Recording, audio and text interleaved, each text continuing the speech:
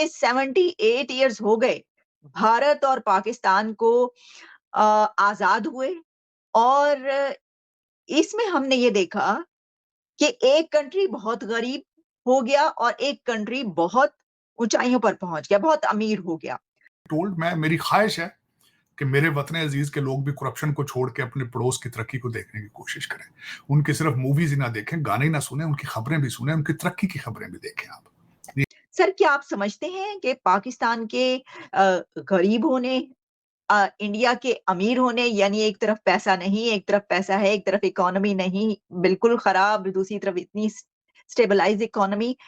असल में रीज़न ये है कि इंडिया में ना एक सिस्टम चल रहा है, वहाँ उनके इंस्टीट्यूशंस काम कर रहे हैं और डेमोक्रेसी भी है, इलेक्शंस भी होते हैं। उनके सिस्टम में ना कभी कोई ब्रेक नहीं आया। 1947 से लेकर टिल टुडे, आज़ाद तो हम एक ही दिन हुए थे, लेकिन हमारा प्रॉब्लम ये रहा है कि हमारी जो है ना ट्रेन कभी पटड़ी पे कंटिन्यूसली चढ़ी नहीं है। जी, पाकिस्तान की टोटल जीडीपी तो $341 बिलियन है, जबकि इंडिया की एक कंपनी टाटा ग्रुप जो है वो तकरीबन $365 बिलियन का। ये कैसे इतनी बड़ी बनी? क्यों पाकिस्तान की कंपनियां इतनी बड़ी नहीं है? देखिए, इंडिया एक जो है वो हमें बेशक हमारे साथ वो आज़ाद हुई थी कंट्री, लेकिन इस टाइम वो हमसे बहुत आगे जा चुकी है। आप टाटा की बात करें, उनकी एक स्टेट जो है महाराष्ट्र, उनकी जीडीपी $412 है, $412 बिलियन, वो भी पाकिस्तान से ज़्यादा है। बीजेपी है और एक लीडर है तभी तरक्की कर रहा है। आज वो वाकई चांद पर गए हैं तो ये बात हुई है, उन्होंने आदित्य 1 किया है तो बात हुई है, 5वीं दुनिया की इकॉनमी बनी है तो बात बनी है।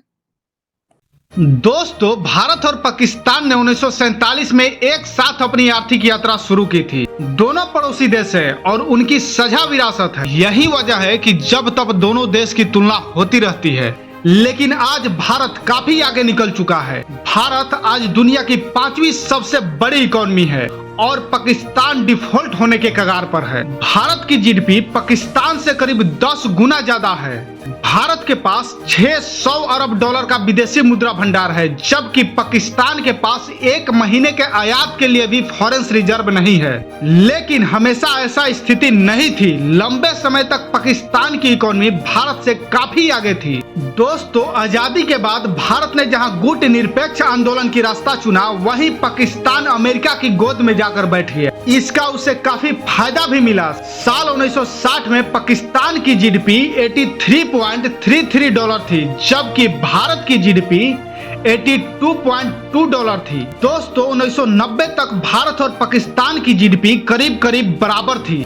दोस्तों, 1960 में पाकिस्तान की विदेशी मुद्रा भंडार $0.32 अरब था, जबकि भारत का फॉरेन रिजर्व $0.67 अरब था। यानी तब भारत का विदेशी मुद्रा भंडार पाकिस्तान से करीब 2 गुना ज्यादा था। लेकिन अब भारत के विदेशी मुद्रा भंडार पाकिस्तान से करीब 200 गुना ज्यादा है। दोस्तों, इस पर पाकिस्तान मीडिया की क्या प्रतिक्रिया है, चलिए उसको देखते हैं। तो आज मैं डॉक्टर चंद्रपाल शर्मा जी से अपने बात का आगाज करना चाहूंगी। पहला सवाल डॉक्टर चंद्रपाल शर्मा, मेरे आपसे ये होगा, सर, क्या आप समझते हैं कि पाकिस्तान के गरीब होने, इंडिया के अमीर होने, यानी एक तरफ पैसा नहीं, एक तरफ पैसा है, एक तरफ इकोनॉमी नहीं, बिल्कुल खराब, दूसरी तरफ इतनी स्टेबलाइज्ड इकोनॉमी, यही वजह है इन हालात का? Sir please over to you. ऐसा ही है आलिया, बिल्कुल ऐसा ही है। मगर इससे पहले कि मैं अपना कुछ व्यू दूं, मैं थोड़ा सा पीछे जाना चाहूंगा, क्योंकि हम साइंटिस्ट हैं और एक साइंटिस्ट का मतलब क्या होता है कि वो किसी नॉलेज को परस्यू करता है बेटरमेंट के लिए। अगर हम पीछे जाएं 77 इयर्स में, आप देखो हमने क्या क्या कुछ खोया है, क्या कुछ पाया है।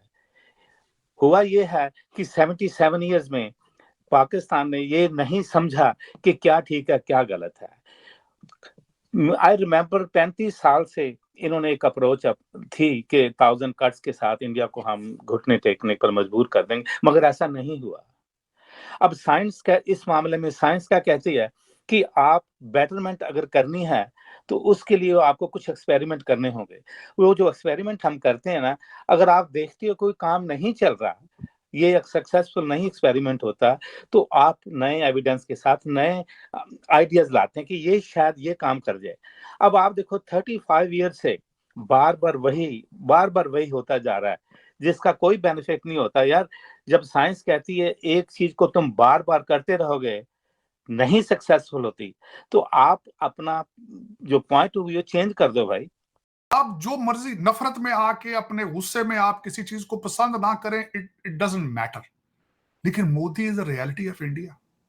और मैं इस चीज पे ये कहूंगा आपको कि हमेशा, और उनकी तरक्की का सीक्रेट ये है कि वन पार्टी है, बीजेपी है और एक लीडर है, तभी तरक्की कर रहा है। आज अगर माजी में ले जाकर देखें, कोलिशन गवर्नमेंट होती है आज भारत में तो कोई कुछ भी नहीं होना था।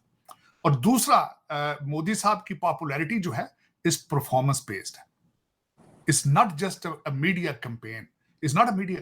अब देखें ना, मीडिया कैंपेन में चंद्रयान का क्या था, वो वाकई चांद पर गए हैं तो ये बात हुई है, उन्होंने द्वितीय वन किया है तो बात हुई है, 5वीं दुनिया की इकोनॉमी बनी है तो बात बनी है। आप क्या कहना चाहेंगे, आपको क्या लगता है?